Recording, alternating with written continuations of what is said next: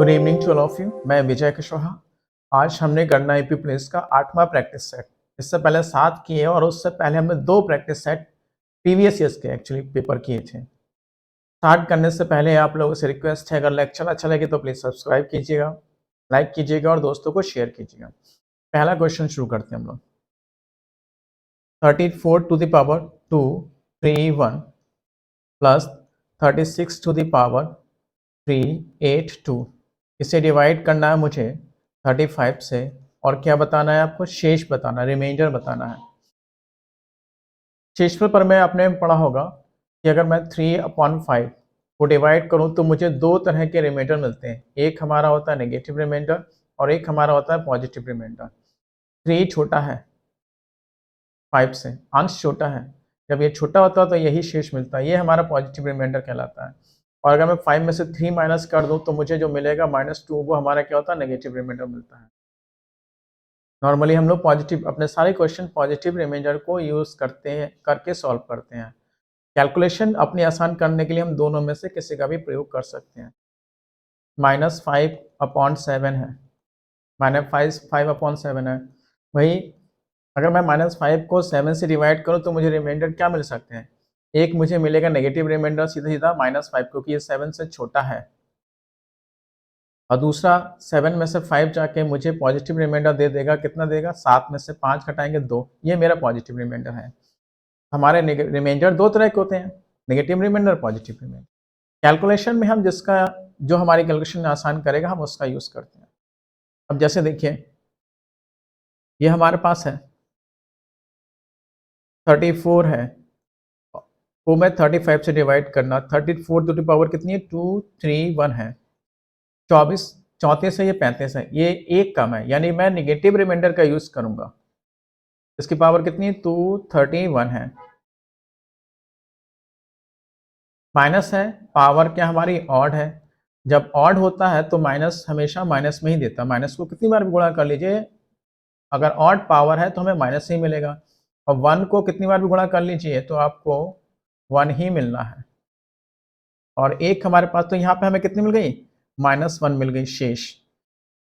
और अब हमारे पास एक और है 36 टू द पावर कितनी है, 382, इसे भी डिवाइड करना 35 से। अब देखिए 36 35, ये एक ज़्यादा है, शेष यहाँ कितना मिल जाएगा, एक, ये पॉजिटिव रिमाइंडर मिला 382। 1 को मैं कितनी बार में इंटू कर दूं, हमेशा क्या रहेगा, 1 रहेगा। तो इस तरह से शेष यहाँ कितना मिलेगा, प्लस का 1 मिलेगा। यहाँ माइनस का 1 मिला और यहाँ प्लस का मिला, फाइनली क्या हुआ, रिमाइंडर 0 मिलेगा। उम्मीद है आपको ये समझ में आया होगा। Next 999 5/999 plus 999 7/999 and so on. इसे सॉल्व करना है। इसको सॉल्व करने से पहले मुझे आपको एक ट्रिक समझानी पड़ेगी। से 2 डिजिट में ले लीजिए कोई भी संख्या। 99 2 डिजिट की बनी हुई है और 34 भी 2 डिजिट की बनी हुई है। इनकी आपस में मल्टीप्लाई करनी है, तो इसकी ट्रिक होती है। ट्रिक क्या है, मैं 34 में से एक लेस कर दूं तो कितना मिलेगा, 38, 33 होगा। अब मैं क्या करना है, 3 में कितना ऐड करूं कि मुझे 9 मिले, 6। 4 में कितना ऐड करूं कि मुझे 10 मिले, 6। ये मैंने 99 की 34 से इंटू कर दी। अगर अभी समझ में नहीं आई, अभी क्लियर हो जाएगा। अब मैं अगर 999 ले लेता हूँ कि मैंने 2 4 6 से इंटू कर दिया। शर्त ये है कि ये भी 3 डिजिट में, तो ये भी 3 डिजिट में ही होना चाहिए। मैं क्या करूँगा, 2 4 6 में को घटा दूंगा, इसमें से एक तो मिलेगा, 245 मिलेगा। अब मुझे क्या करना होता है, इसमें ये 2 में इन दोनों को 9 बनाना है। तो 2 में कितना ऐड करूँ मुझे 9 मिलेगा, 7। 4 में कितना ऐड करूँ मुझे 9 मिलेगा, 5। लास्ट वाले को 10 बनाना होता है, तो 6 में कितना ऐड करना पड़ेगा कि मुझे 10 मिल जाए, 4। ये इनकी मल्टीप्लाई हो गई। ऐसे अगर 4 डिजिट है, 2 3 4 डिजिट में है, 9999 और 5462, 4 डिजिट का कोई नंबर है, इनको मल्टीप्लाई करनी है मुझे। तो मल्टीप्लाई करने का एक तरीका आसान, इसमें से एक लेस कर दो, 5461।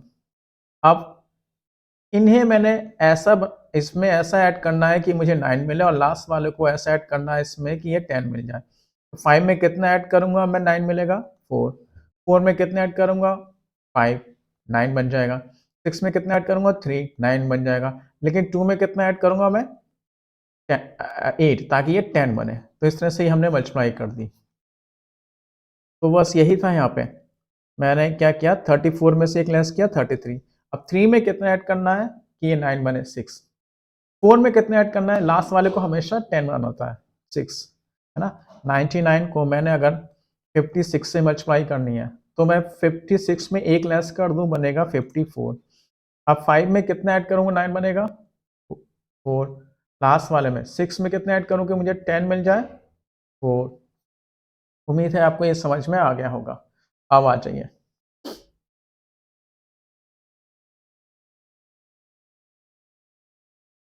तो इसके इससे इंटू होनी ना, पहले इसके इससे इंटू होनी है, फिर प्लस होना जानते हैं ना। जैसे 2 सही 2/5 है तो हम क्या करते हैं 5 दूनी 10 और 2 12, 12/5, यानी इन दोनों को मल्टीप्लाई करते हैं फिर 2 ऐड करते हैं। तो इसके इससे इंटू होनी है, तो इसके अगर इससे इंटू होनी है यानी कि 999 की मुझे इंटू करनी है 999 से, तो मैं क्या कर दूं इसमें से एक लेस कर दूं 998। फिर अब मैं 9 में कितना ऐड करूं कि मेरा 9 ही हो जाए 0। इस वाले 9 में कितना ऐड करूंगी कि 9 हो जाए 0।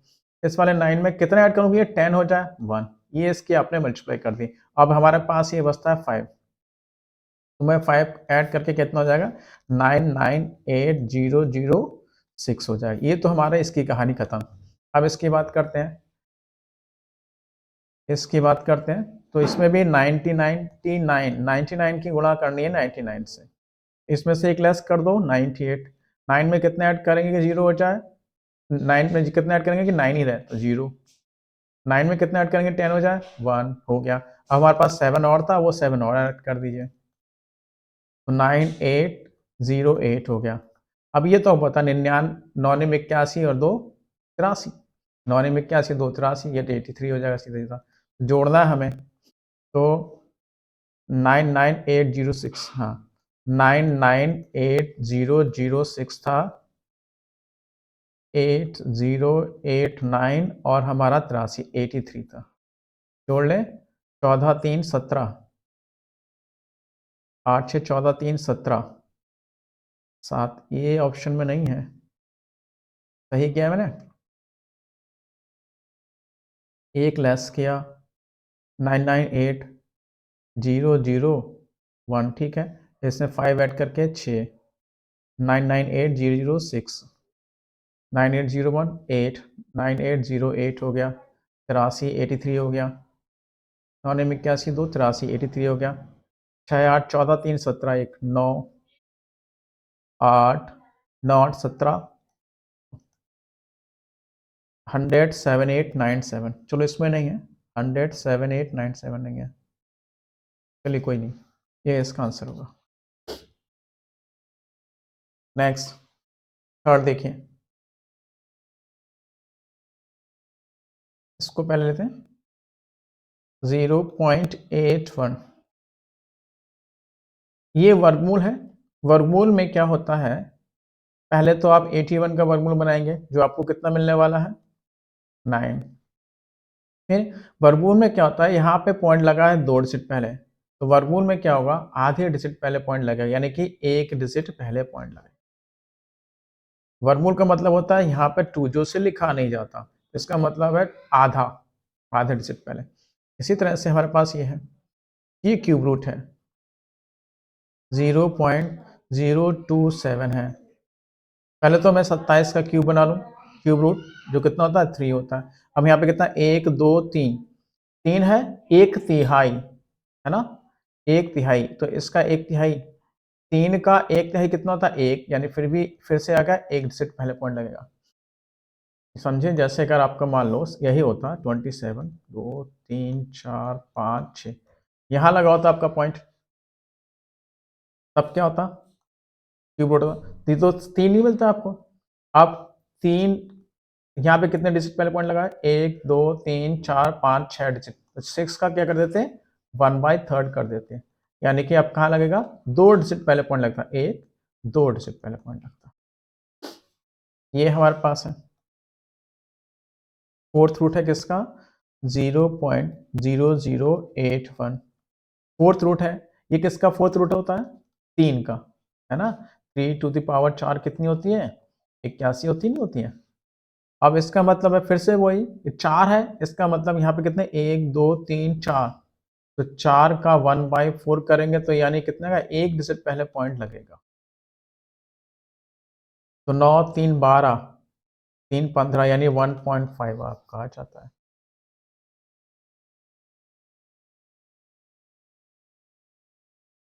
हमारे पास है 272 408 612 और 748, इनका हमें क्या निकालना है? एलसीएम निकालना है। देखिए इतना लंबा एलसीएम आपसे निकलवा रहा है तो इसका मतलब उसने कुछ ना कुछ आपसे ट्रिक मांगी है। यहाँ ट्रिक क्या है? एक्चुअली कॉन्सेप्ट है, वो ट्रिक नहीं है। नंबर सिस्टम में आप डिविजिबिलिटी रूल पढ़ोगे, विभाज्यता के नियम।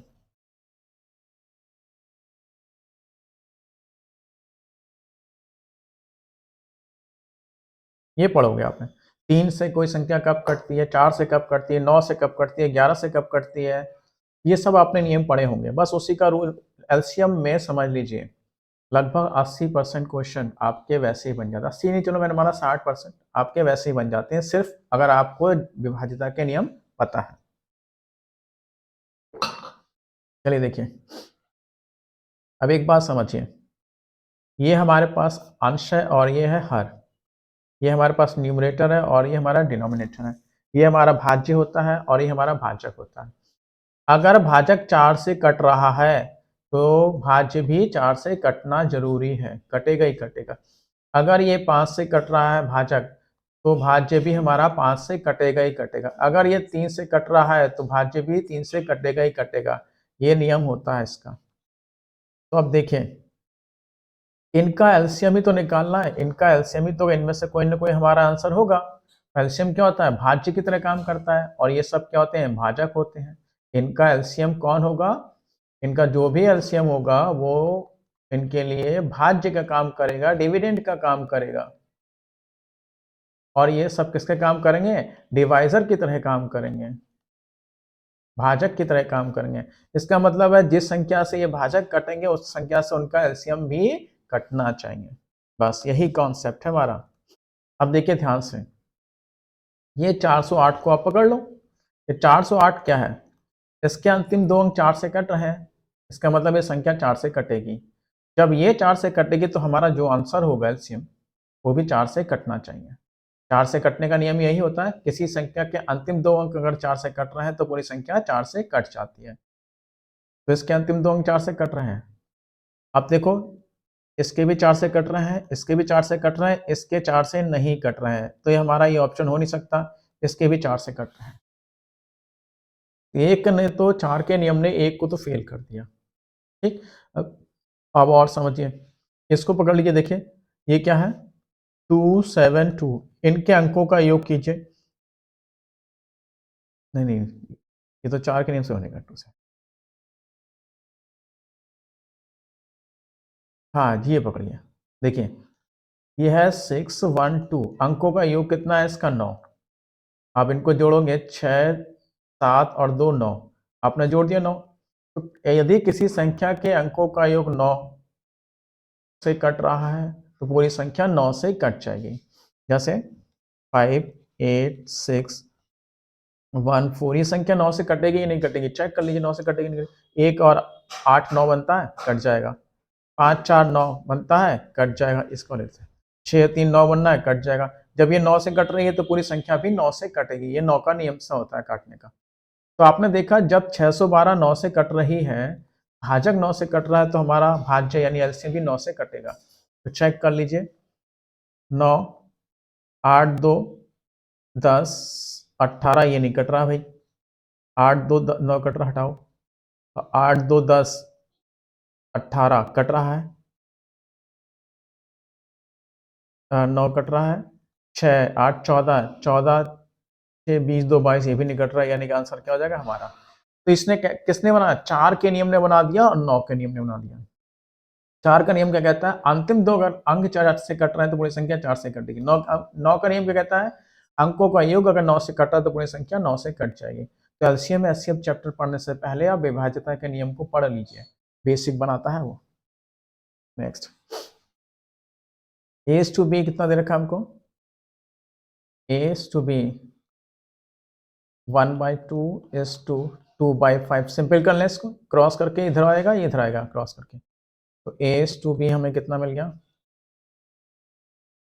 5:4। अब और में क्या मिला हुआ है b is to c 2 is to कितना है 1/3, 6 और 1 हो जाएगा b c का रेशियो। अब यहाँ एक समस्या मिलेगी आपको, यहाँ b का रेशियो देखोगे आप कितना 4, यहाँ b का रेशियो कितना है 6, गड़बड़ है, संख्या एक तो रेशियो भी एक ही होगा। तो इससे 4 और 6 का भी इक्वल होते हैं अपने एलसीएम पे, एलसीएम 4 और 6 का एलसीएम 12। इसे 12 बनाने के लिए क्या करोगे 3 से मल्टीप्लाई करोगे, इसे 12 बनाने के लिए क्या करोगे 2 से मल्टीप्लाई करोगे। इस तरह से a का रेशियो कितना हो जाएगा 15, b का रेशियो कितना हो जाएगा 12 और c का रेशियो कितना हो जाएगा 2। चलिए हमसे क्या पूछा a यानी कि सीधा सीधा 15, हमसे पूछा है 3b 12, 12 3 36, सी हमारा कितना है 2, 2 दूनी 4 हो जाएगा, 15 36 4, 15 36 4। 4 विषयों की एक परीक्षा में प्रत्येक विषय का पूर्णांक कितना है 150 है। 4 विषय में पहला पेपर भी 150 का है, दूसरा भी 150 का है, तीसरा भी 150 का है और चौथा भी 150 का, पूरा 15 चौक 60, 600 का एक पेपर है। एक परीक्षार्थी इन विषयों में क्रमशः 44%, इसमें लाया ये 44%, इसमें लाया ये 46%, इसमें लाया 50% और यहाँ लाया ये 60%। तो देख लीजिए कितना लाया। देखो आप ध्यान समझिए, या तो आप एक करके सबका निकाल लीजिए या फिर आप देख ही रहे हो 150, पहले केस में 150 का 44% बनेगा, दूसरे में 46% बनेगा, तीसरे में 50% बनेगा और चौथे में 60% बनेगा। ठीक, परसेंटेज का मतलब क्या होता है डिवाइड करना 100 से। तो मैं अगर 150 को, हाँ परसेंटेज का मतलब यही तो होता ना, ये काटूंगा तो कितना होगा 3/2 आ जाएगा, 3/2 हो जाएगा। इनको जोड़ ले हम, 6 5 11 4 15 4 19, ठीक है 6 5 11 11 4 15 4 19, 190 हो गया और 6 4 10 यानी 200 हो गया ये टोटल 200। तो मैं इसे कैंसिल कर दूं तो यानी कि वो लेके आ गया इस वक्त, यानी कि वो कितना ले आया 300 स्कोर किया उसने पूरे में। आप ऐसे ही बना सकते हैं 150 का 40%, 150 का 46%, इस तरह से बना सकता।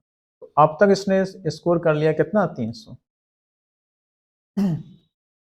संपूर्ण परीक्षा में उसने कितने प्रतिशत का अंक अर्जित किया, तो 300 इसने स्कोर किया आउट ऑफ 600, 50% साफ साफ दिख रहा है आप लोग।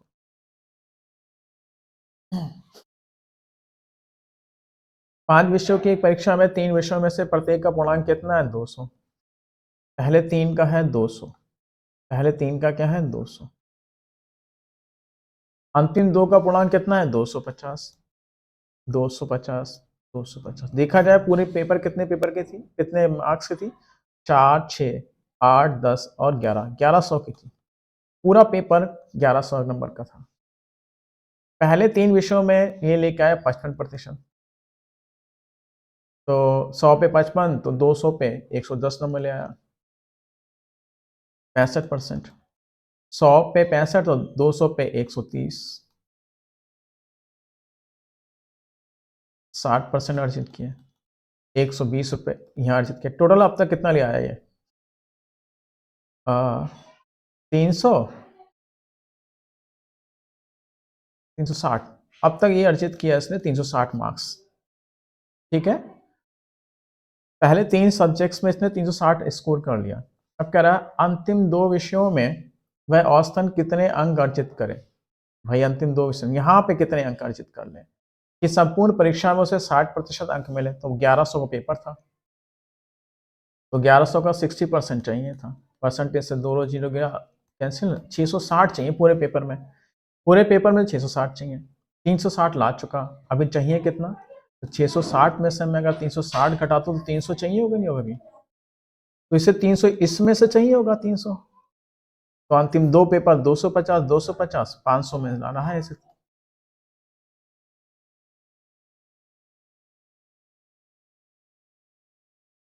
%60 चाहिए। नेक्स्ट, एक वस्तु को 560 रुपए में बेचने पर, एक वस्तु को 560 रुपए पहले बेचा गया 560 रुपए में बेचने पर होने वाली हानि उसी वस्तु को 660 रुपए में बेचने पर होने वाले लाभ के समान है। ध्यान समझिए, इसे कॉमन सेंस से बनाया जा सकता है। 560 में बेचा जा रहा है, हानि हो रही है। 660 में बेचा जा रहा है, लाभ हो रहा है। होने वाला हानि या लाभ बराबर है, ये तो कह रहा है। 560 में बेचा जा रहा है, होने वाली हानि 660 में बेचा जा रहा है, होने वाला लाभ के समान है। ध्यान समझिए भाई, 560 रुपए में बेच रहे हैं, लॉस हो रहा है। 660 में बेच रहे हैं, प्रॉफिट हो रहा है। इसका मतलब है इनका जो सीपी है, क्रय मूल्य, वो इन दोनों के बीच में ही कहीं होगा। मैं मेथड 1 बता रहा हूं, अभी एक और मेथड बताऊंगा आपको। इसका मतलब है इनका सीपी कहीं ना कहीं इनके बीच में तो होगा। यहाँ पे बिक रहा है हानि में, यानी कि सीपी से कम में बिक रहा है। यहाँ बेच रहा है, बिक रहा है प्रॉफिट पे, यानी सीपी से ऊपर बिक रहा है। तो इसका मतलब सीपी कहीं ना कहीं बीच में तो होगा इसका। तो यहाँ लॉस हो रहा होगा और यहाँ प्रॉफिट हो रही होगी। होने वाले लॉस और होने वाला प्रॉफिट बराबर है, यानी कि 1:1 रेशियो है। तो ये गैप जो है वो 2 रेशियो को होगा, 2 रेशियो गैप होगा, जो कितना हुआ? 660 में से 560 घटा दिया, 100 का गैप, यानी कि ये गैप कितने का है? 50 का। इसका मतलब ये गैप आपको 50 का मिला, ये गैप कितना मिला? 50 का। 50-50 का गैप मिल गया। सीपी निकालना है ना, या तो मैं 560 में 50 जोड़ दूं, 610 आएगा, या अच्छा 660 में से 50 घटा दूं, 610 आएगा। सीपी कितना हो जाएगा सीधे? तो ये हमारा कॉमन सेंस का है, ये मेथड 1 है। अब मैं मेथड 2 बताता हूं आपको, सेकंड मेथड।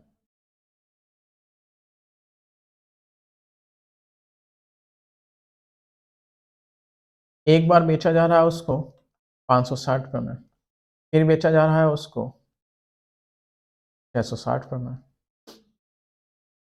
यहाँ पे लॉस हो रहा है मान लीजिए x का, और यहाँ प्रॉफिट हो रहा है, ये भी x रुपए का, क्योंकि होने वाला लाभ होने वाली हानि दोनों बराबर है। अब देखिए वस्तु एक ही है, 2 बार बिक रही है, एक बार 560 में हानि पर, फिर 660 में लाभ पर। वस्तु का क्रय मूल्य तो सेम ही रहेगा, वस्तु तो एक ही है ना। पहले केस में सीपी और दूसरे केस में सीपी क्या होगा? बराबर होगा। ठीक है, ये हमारा कॉन्सेप्ट है। अब सीपी कैसे बनेगा? पहले केस में लॉस हो रहा है, तो मैं अगर 560 रुपए में अगर ये लॉस जोड़ दूं तो मुझे सीपी मिलेगा। और यहाँ कैसे सीपी बनेगा? 660 रुपए में अगर मैं प्रॉफिट घटा दूं, क्योंकि ज़्यादा में बेच रहा है ना, प्रॉफिट घटा दूं तो मुझे सीपी मिलेगा। 560 यहाँ से घटेगा 100, ये प्लस होगा 2x, तो x की वैल्यू कितनी हो जाएगी? 50। सीपी पूछा है, चाहे यहाँ से बना लीजिए चाहे यहाँ से बना लीजिए। तो 560 में जोड़ दूं मैं 50, सीपी हो जाएगा 610। ये एक इसकी ट्रिक भी है, लेकिन ये ट्रिक तभी काम करती है जब होने वाला हानि होने वाले लाभ के बराबर होता है, जब लॉस और प्रॉफिट बराबर होता है। इस केस में तो हम क्या करते हैं, दोनों विक्रय मूल्य को जोड़कर आधा कर देते हैं, सीपी मिल जाता है।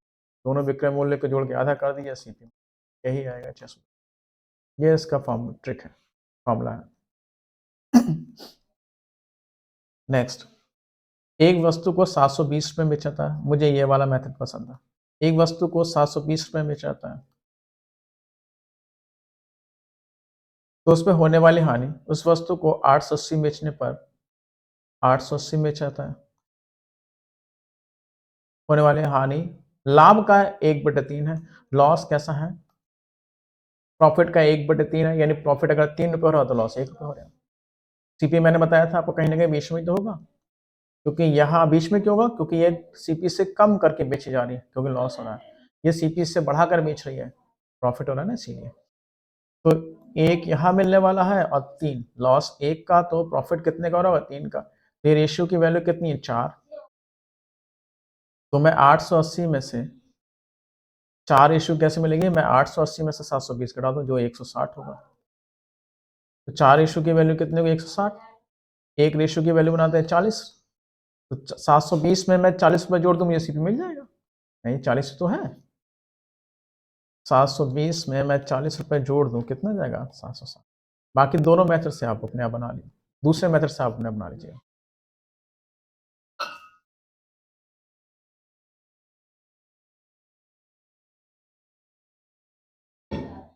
1 रुपए का 60 वर्षों में साधारण ब्याज 9 रुपए होता है। मूलधन कितना है? 1 रुपए। टाइम पीरियड कितना है? 60 वर्ष में लिया था। और एसआई कितना मिला आपको? 9 रुपए। ब्याज दर पूछिए, सीधा सीधा फॉर्मूला लगा लो। एस आई इक्वल टू क्या होता है? P R T upon 100। 9 रुपए का ब्याज मिल रहा है। मूलधन कितना है? मूलधन कितना है? 1 रुपए। ब्याज दर पूछिए। समय कितना है आपका? 60 वर्ष। 0 से 0 कैंसिल हो जाएगा। 3 2 3 3 2 5।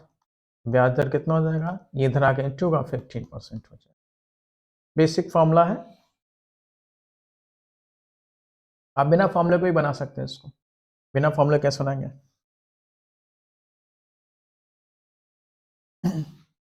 1 रुपए का 60 वर्षों में साधारण ब्याज कितना है? 9 रुपए। पैसा उधार लिया गया था 1 रुपए, और ब्याज मिला 60 वर्षों में, कितना मिला? 9 रुपए। देखिए ब्याज दर होती क्या है? ब्याज दर क्या होती है? 1 साल का ब्याज मूलधन का कितना प्रतिशत है, ये ब्याज दर होती है। 1 साल पर मूलधन का कितना प्रतिशत ब्याज है, वही ब्याज दर कहलाती है। तो मेरा टारगेट क्या है? मूलधन जो हमें 1 रुपए मिला वो पहले से मिला, 1 साल का ब्याज निकालना है। तो 60 साल का ब्याज, 60 साल का ब्याज कितना है? 90 रुपए। 1 साल का ब्याज इतना होगा, है ना? 60 साल का ब्याज कितना? 90 रुपए। तो 1 साल का ब्याज कितना होगा? बस यही हमारा ब्याज दर है। तो रख दीजिए 9/60 इंटू 100। 9/60 इंटू 100। ये कैंसिल, ये कैंसिल। 3 2 3 3 30 हो जाएगा, ये 15% आ जाएगा। ये सेकंड मेथड था आपका।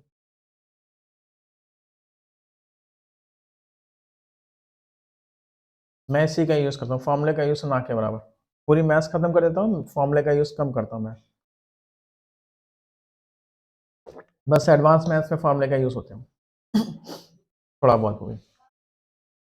1 रुपए, 1 रुपए 30 वर्षों में 10 रुपए हो जाते हैं। दोनों मेथड से बनाते हैं। पहले फॉर्मूले का यूज़ कर लें। मूलधन कितना है? 1 रुपए है। टाइम पीरियड कितना है? 30। इस बार मिश्रधन है भाई। मिश्रधन अगर 10 रुपए है तो भैया ब्याज कितना हो जाएगा? 9 रुपए। ये मिश्रधन 9 रुपए 10 रुपए हो जाते हैं, यानी कि ये मिश्रधन मिला हुआ है आपको। लगा लीजिए S I is equal to P R T upon 100। 9 रुपए का ब्याज, मूलधन जब 1 रुपए है, ब्याज दर निकालनी है, समय कितना है? 30 वर्ष है।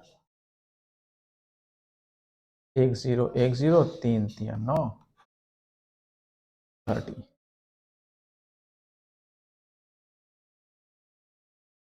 अच्छा, वैसे ही बना लेते हैं। हमें पता है ब्याज दर क्या होती है। मेथड 2। मेथड जितने सीख लें आप, कॉन्सेप्ट जितना सीख लें उतना आप होशियार होंगे, मैथ्स उतनी अच्छी होगी। ब्याज दर क्या होता है? 1 साल का ब्याज मूलधन का कितना प्रतिशत है। मूलधन आपको मिला हुआ है 1 रुपए पहले से। अब मुझे 1 साल का ब्याज मिलना है, 1 साल का ब्याज निकालना है। 1 रुपए हो गए 30 वर्ष में 10 रुपए, यानी कि इन 30 वर्षों का ब्याज कितना मिला आपको? 9 रुपए। तो 30 सालों में ब्याज मिला है 9 रुपए, तो 1 साल में ब्याज मिलेगा इतना।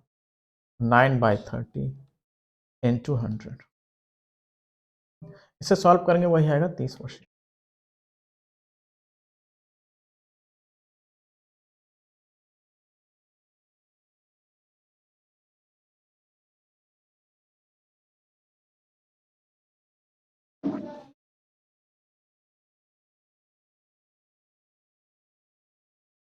16,000 रुपये उधार लिया जाएगा 2 वर्ष के लिए। ब्याज दर कितना है? 5%। चक्रवृद्धि ब्याज का केस है। हमसे पूछा गया है सीआई टोटल। भाई हम तो यहाँ यूज करते हैं अपना स्लैब मेथड। गेम की तरह होता है ये मेथड। 3 साल का 2.5 साल का केस है। 2.5 साल का केस है तो मैं क्या करूंगा, 3 साल के स्लैब बनाऊंगा। तो पता नहीं आपको पता है या नहीं स्लैब मेथड, फिर मैं बता देता हूँ आपको। मान लीजिए कि आपने 10,000 रुपये उधार लिया, ब्याज दर कितना है? 10%। 3 साल का केस है तो हम क्या करेंगे, पहले साल के केस में सिंगल स्लैब, दूसरे साल के केस में डबल स्लैब, तीसरे साल के केस में ट्रिपल स्लैब लेते हैं। यहाँ पर 1 साल का साधारण ब्याज, 1 साल का साधारण ब्याज, 1 साल का साधारण ब्याज। तो 10,000 का 10% कितना आएगा? 1,000।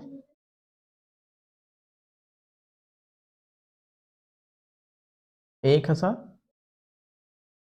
1,000। तो इस तरह से 3,000 रुपये तो साधारण ब्याज ही हो गया। मैं यहाँ पे क्या होता है, चक्रवृद्धि ब्याज के केस में क्या होता है, पिछले साल के ब्याज पर भी ब्याज लगता है। यहाँ पे 10% का ब्याज 100 रुपये, यहाँ पर 10% ब्याज 10 रुपये। यहाँ पे क्या होगा, इसका 10% और इसका 10%, दोनों का 10%, 100, 100, 200। जो देखा जाए क्या होता है, इसका डबल होता है अगर ब्याज दर शुरू से लेके लास्ट तक सेम होती है। जोड़े लीजिए, 3,000 ये मिले, 300 ये मिले, 10, तो टोटल सीआई कितना होगा? इतना होगा। हम भाई इसका यूज करते हैं। अगर आपको नहीं पता तो अपने मेथड से यूज कीजिए, बनाइए क्वेश्चन को। तो चूंकि ये 2.5 साल का केस है, तो 2.5 साल का केस होने का मतलब है इस पे 1 साल का ब्याज लगेगा। यहाँ पे रखा जाएगा 1 साल का ब्याज रखा जाएगा, लेकिन यहाँ पे क्या रखा जाएगा, आधे साल का ब्याज रखा जाएगा। इसका मतलब यहाँ पे जो भी ब्याज आएगा उसे हम आधा कर देंगे बस।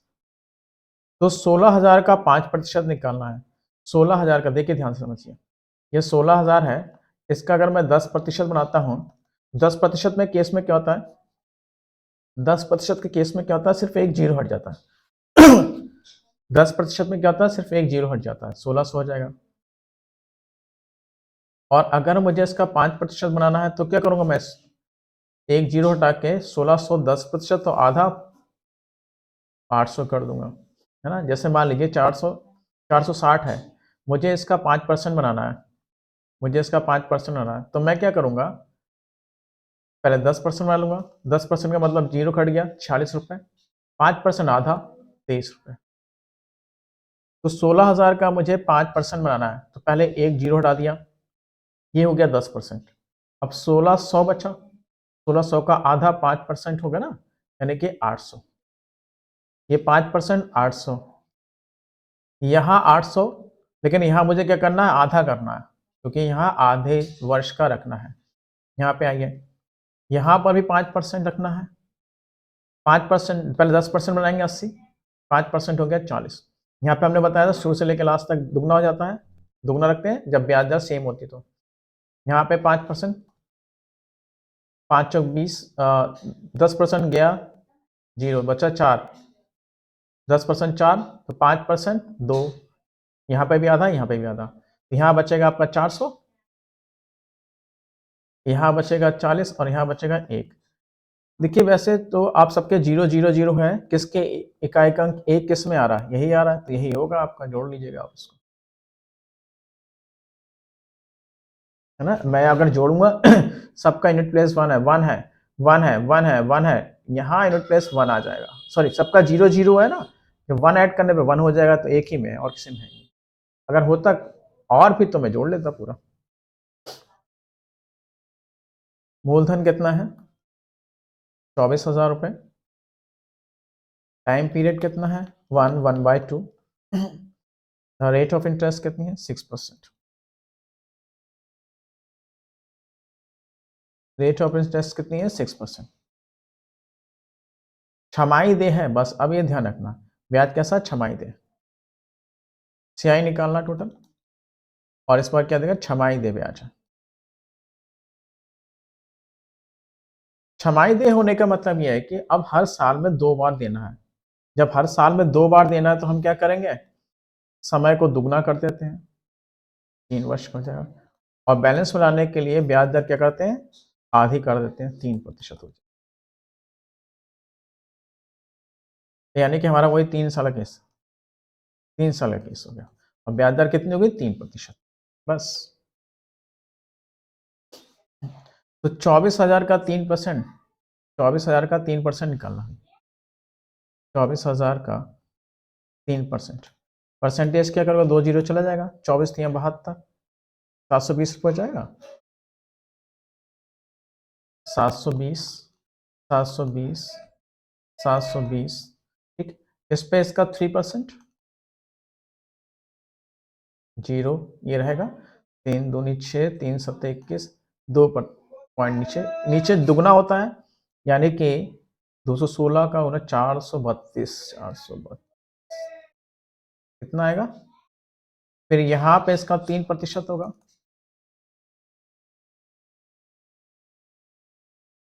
गड़बड़ 432 होगा, 432। इस पे 3%, पॉइंट के बाद जीरो, जीरो पॉइंट के बाद संख्या, जीरो कोई वैल्यू नहीं है, 3 छक 18, 3 एकम 3 और 1 4, 3 दूनी 6, एक डिजिट ये था और परसेंटेज की वजह 2, यानी 3 डिजिट पहले पॉइंट लग जाएगा। अब देखिए ध्यान से, अब आपको इसको जोड़ने की जरूरत नहीं है वैसे, जैसे ही दिख रहा है 7 दूनी 4 7 3 21 पहला ही होगा इसमें, तो ऑप्शन से बदल रहा है भाई, 7 3 2100 रुपये तो वैसे ही मिल रहा है आपका, साधारण ब्याज है तो ये भी जुड़ेगा तो आपको यही मिल जाएगा।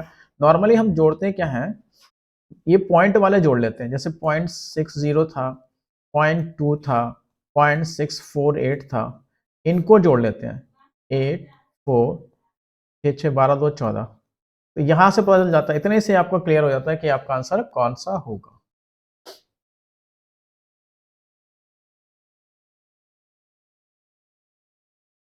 n संख्याओं का औसत कितना है, x है। भैया संख्या हमारे पास कितनी n है, औसत कितना है, x है, तो योग कितना हो जाएगा, संख्याओं को औसत से गुणा करने पे हमें योग मिल जाता है। जैसे 5 संख्या है, औसत 7 है, तो योग कितना होगा, 5 7 35। तो n संख्या है, औसत कितना है, x। किन्हीं दो संख्याओं में प्रत्येक में से 36 घटा दिया गया, पहली संख्या में से 36 घटाया गया, दूसरी संख्या में से 36 घटाया गया, औसत योग इतना रह जाएगा। ऐसा करते ही क्या हुआ, नया औसत इतना रह गया, x माइनस 8 रह गया, संख्या तो उतनी रही भाई, है नहीं तो संख्या रही, संख्या में तो कोई परिवर्तन नहीं किया, हर संख्या में से 36 घटाया गया, संख्या में कोई परिवर्तन नहीं किया गया, तो ये योग और ये योग बराबर होगा। यही इक्वेशन बना है, बहुत क्वेश्चन आते हैं इस इक्वेशन पे एवरेज पे। इसको समझिए मैंने क्या क्या, सारी कहानी इसी की है। n संख्याएं हैं,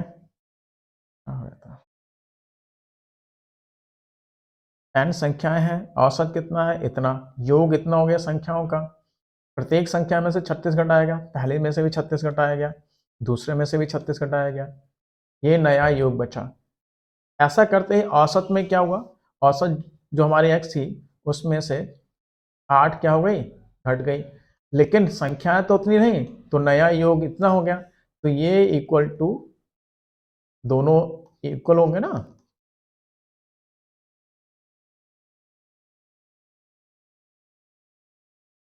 सॉल्व कर ले, 9x और nx और nx कैंसिल हो जाएगा, यहाँ पे बचेगा माइनस का 8n, 36 36 माइनस का 72, माइनस माइनस कैंसिल होगा, 8 9 72, तो n की वैल्यू हो जाएगी 9। नेक्स्ट, n संख्याओं का औसत x है, फिर से n संख्याओं का औसत कितना है, x, योग हो गया, किन्हीं 3 संख्याओं में से क्रमशः आपने 18 17 15 घटाया, 18 घटा दिया, 17 घटा दिया, 15 घटाया, संख्याएं नहीं घटाई हैं, संख्याओं में से घटाया, संख्याएं उतनी रहेंगी हमारी, औसत कितना हो गया, औसत जो रह गया हमारा x माइनस 5 रह गया, संख्या तो उतनी रही, यानी कि हमारी n ही रही। संख्या हमारी उतनी नहीं, तो ये योग और ये योग बराबर होगा। जोड़ लीजिए, 1 2 3 30 तो यही मिल गए, 5 7 12 8 20 ये मिले 50।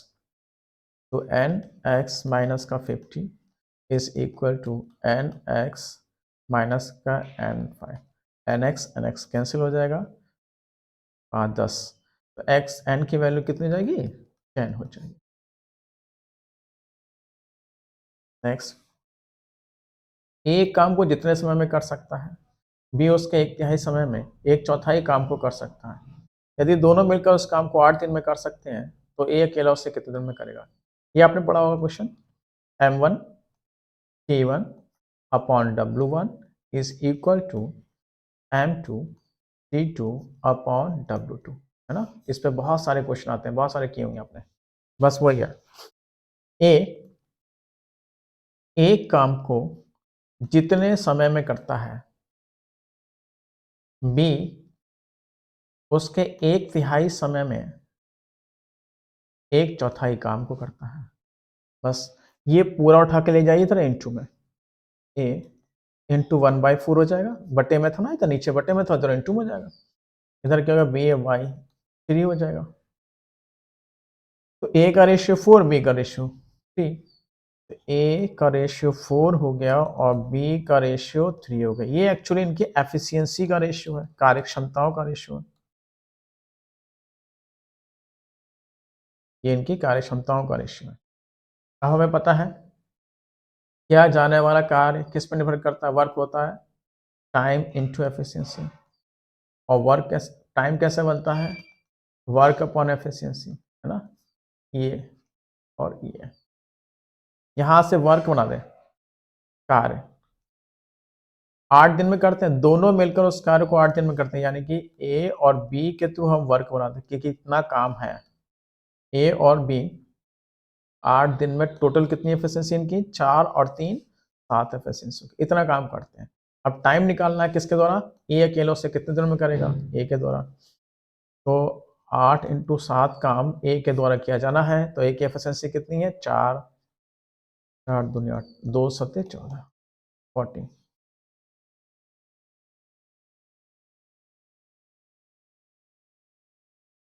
नेक्स्ट,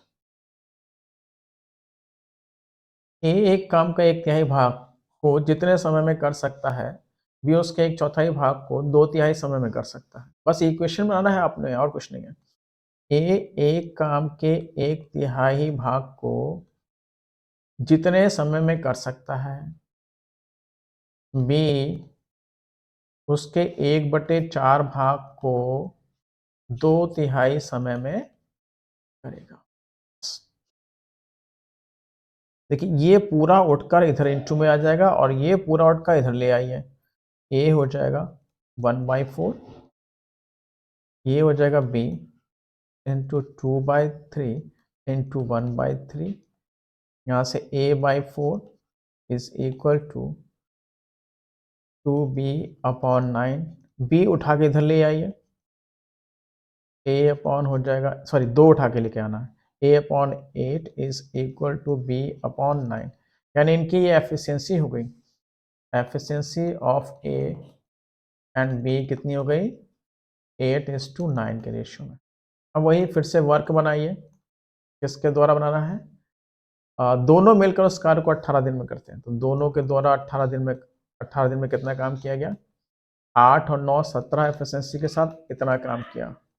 अब यही काम करवाना है किससे, बी से कराना है, तो बी से कराना है,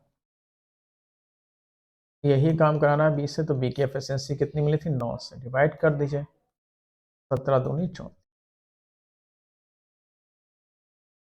नेक्स्ट देखिए, एक कार एक निश्चित दूरी को तय करके वापस आती है। अच्छा, एक कार यहां से गई और यहां तक, यहां से गई और फिर वापस आई, यात्रा के दौरान उसकी औसत चाल की टोटल एवरेज स्पीड उसकी थी, एवरेज स्पीड कितनी थी, 28.8 किलोमीटर पर आवर। वह 24 किलोमीटर प्रति की चाल से गई थी। अच्छा, जाने वाली की स्पीड कितनी है, 24 किलोमीटर पर आवर, तो लौटने की स्पीड पूछी उससे।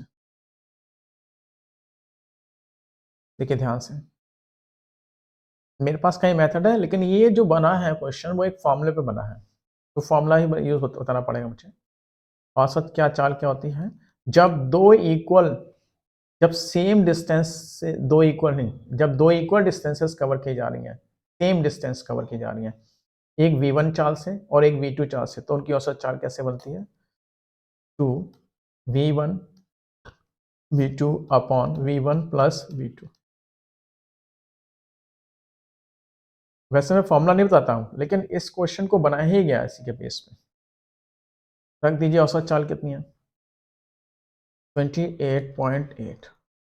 तो एक चाल कितनी दे रखी है, 24। दूसरी चाल पूछिए नीचे, 24 प्लस v2। अब इसे सॉल्व करना बस,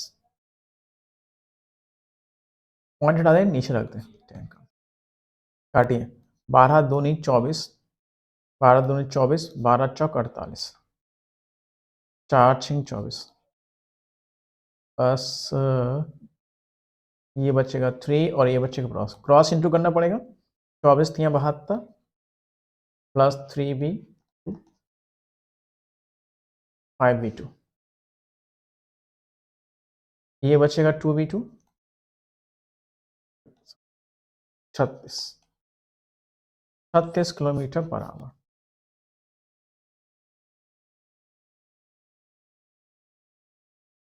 नेक्स्ट,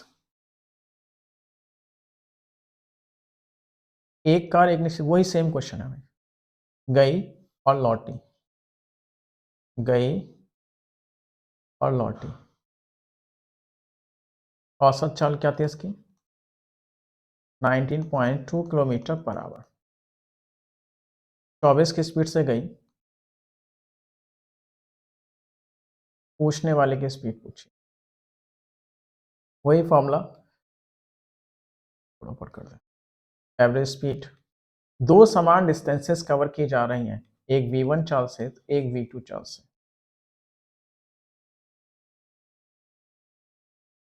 तो एवरेज स्पीड है 19.2, पहली दे रखी है 24, तो दूसरी पूछिए,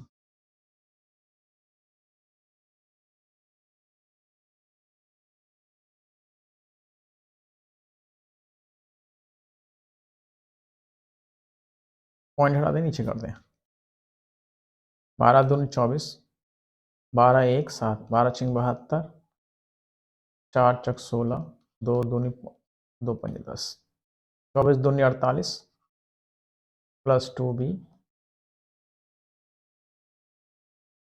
5b2, 3 16, तो v2 कितनी हो गई, 16 किलोमीटर पर आवर।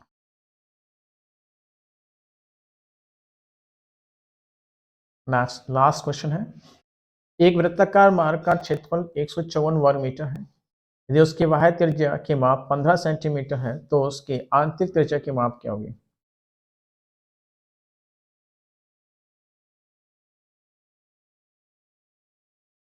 एक सर्कुलर पाथ है, ये इसकी आंतरिक त्रिज्या है और इसकी यह बाह्य त्रिज्या है,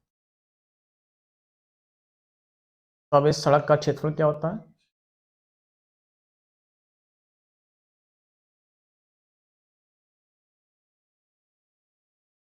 सड़क का क्षेत्रफल क्या होता है, बाहरी वृत्त का क्षेत्रफल पाई r2 स्क्वायर, भीतरी वृत्त का क्षेत्रफल पाई r1 स्क्वायर, पाई कॉमन ले लें, r2 स्क्वायर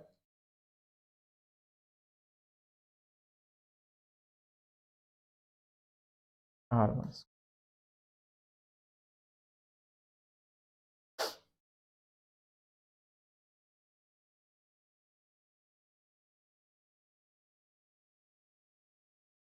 ठीक है, पाई 22/7 है, और यह हमें सड़क का क्षेत्रफल कितना दे रखा है, 154, इसमें किसी एक की वैल्यू दे रखी है, बाह्य त्रिज्या की माप दे रखी है 15 सेंटीमीटर, बाहरी त्रिज्या 15 सेंटीमीटर, तो 15 स्क्वायर माइनस ये पूछिए, इसे कैंसिल कर दो, 11 दूनी 22, 40, 2 सतह 14, 7 सतह 49, 49, ये हो गया 225 माइनस का R1, इधर प्लस हो गई इधर माइनस हो जाएगी, तो R1 स्क्वायर 225 में से 49 घटा दें, 15 में से 9 गया 6, इसमें से 4 गया 17, 176। तो R की वैल्यू 176 किसका वर्ग होता भाई?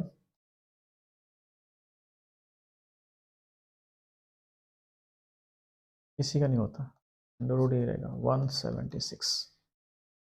196 होता है। ये 176 है, इसमें से 4 मैं से लिख सकता हूँ 11 इंटू 4 हटाओ, 4, 4 चक 16, फिर 4 चक 16, फिर एक 4 बाहर आ जाएगा, यानी कि 4√11, तो इसमें है नहीं, ये पहला होना चाहिए अगर मैं यहाँ रूट कर देता।